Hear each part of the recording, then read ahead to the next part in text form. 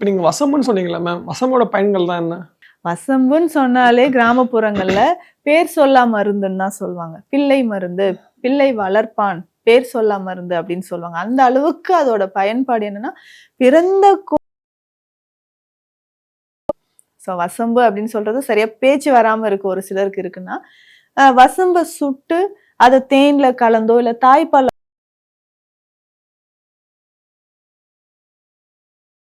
வசம்ப வச்சு தேய்க்கன்னு சொல்றதுக்கு ரீசன் என்னன்னா, நல்ல பேச்சு சரியா வரணும் அப்படின்றதுக்காக தான். ஸோ அந்த பேச்சு திறமை வர்றதுக்கும் சரி, அதுக்கப்புறம் வயிற்று பகுதியில நெறைய பேருக்கு ஒரு டைஜஷன் ப்ராப்ளம் இருக்கும். ஸோ குழந்தைகள் வந்து சரியா மதர் ஃபீட் பண்ணியிருப்பாங்க.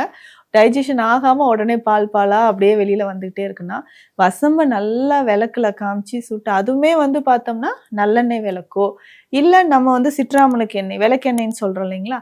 அத ஊத்தி அந்த விளக்குல வசம்ப சுட்டு, அதுல 2, 3 துளி பால் சேர்த்து, அப்படியே தொப்புல சுத்தி வயித்துல வந்து தடவி விடுவாங்க குழந்தைக்கு. ஸோ அந்த மாதிரி செய்யும்போது அஜீரணம் தொடர்பான பிரச்சனைகள் குணமாகுது. ஸோ இந்த